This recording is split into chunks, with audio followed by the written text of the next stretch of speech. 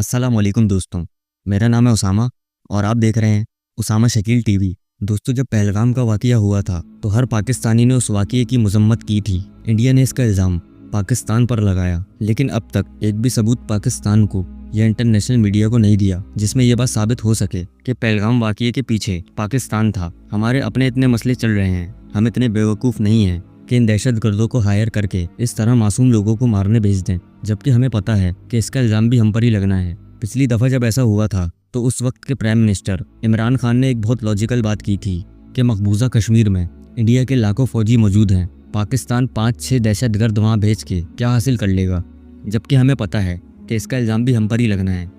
Mr. President, there will be another Pulwama, and guess what? India will blame us. They're already blaming us. One of their defense ministers said there are 500 terrorists lined up on the border to go in. Why would Pakistan send 500 terrorists when there are 900,000 troops? What impact are they going to make?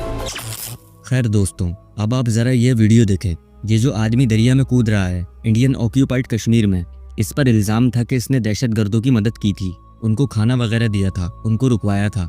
Indian police ने इसको पकड़ लिया, लेकिन ये उनकी हिरासत से भाग गया और दरिया में कूद गया और बाद में डूब के मर भी गया। आप सोचें कितना बड़ा मुजरिम जिस पर उन दहशतगर्दों की मदद का इल्ज़ाम था, वो इतनी आसानी से इंडियन पुलिस की हिरासत से भाग गया और मर गया।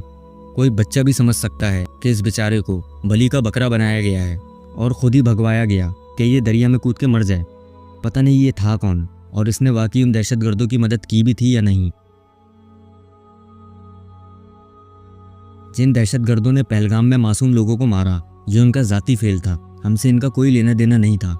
इंडियन हुकूमत भी ये बात जानती है, लेकिन अपनी नालायकी छुपाने के लिए उन्होंने ये आसान रास्ता इख्तियार किया कि सारा इल्ज़ाम पाकिस्तान पर लगा दो।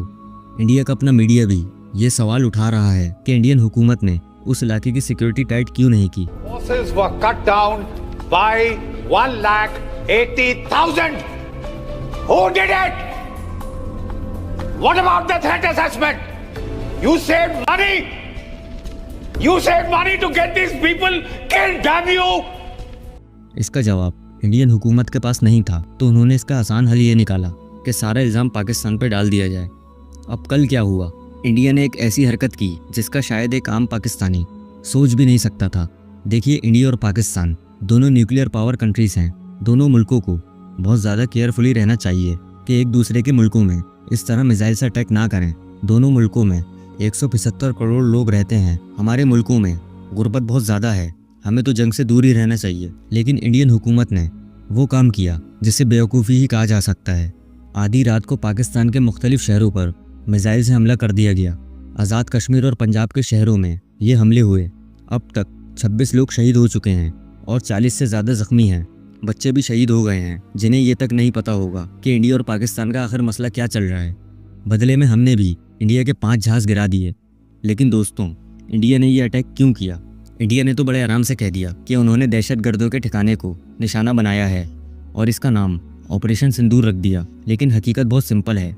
इसी साल नवंबर में इंडिया की स्टेट बिहार में इलेक्शन हो रहे हैं। इंडियन हुकूमत ने पाकिस्तान पर आधी रात को मिसाइल से हमला करके बिहार के इलेक्शन में तो अपनी जीत पक्की कर ली है, क्योंकि इंडिया में लोग हुकूमत पर बहुत तनकीद कर रहे थे कि पहलगाम में सिक्योरिटी की कमी क्यों है। और इंडिया को पता था कि बिहार इलेक्शन में ये बात बीजेपी के खिलाफ जा सकती है, तो इसका हल उन्होंने ये निकाला कि पाकिस्तान पर अटैक कर दो और इलेक्शन जीत लो। हमला भी आधी रात को किया गया ताकि लोग सोए हुए हों, उनको मूव करने का ज़्यादा वक्त ना मिल सके। देखिए, हम पाकिस्तान और इंडिया में रहने वाले लोग, हम आम लोग जंग नहीं चाहते। आप यूरोप को देखें, वहाँ जंगों की एक पूरी तारीख है। लेकिन आज यूरोपियन मुल्क कितने पीसफुली एक दूसरे के साथ रहते हैं, एक दूसरे के मुल्कों में आते जाते हैं। इन लोगों ने सीख लिया है कि इस तरह से पड़ोसियों के साथ हालात ख़राब रख के आगे नहीं बढ़ा जा सकता। और यहाँ क्या हो रहा है? इंडिया ने सीधा पाकिस्तान पर अटैक कर दिया, जो कि खुद एक न्यूक्लियर पावर कंट्री है। आप इमेजिन करें कि इसका नतीजा क्या हो सकता है। 2 न्यूक्लियर पावर रखने वाली कंट्रीज़ का इस दौर में इस तरह से जंग करना। इसकी शुरुआत इंडिया ने की है। इंडिया से मुराद इंडियन हुकूमत है। आम लोग तो बेचारे सिर्फ पिस जाते हैं। मुझे उम्मीद है कि आज की ये वीडियो आपको पसंद आई होगी और कुछ नया जानने को मिला होगा। अगर ये वीडियो आपको पसंद आई तो इस वीडियो को लाइक करें और अपने दोस्तों के साथ शेयर करें। मैं मिलूँगा आपसे इसी तरह की किसी नेक्स्ट वीडियो में। तब तक के लिए अल्लाह हाफिज़।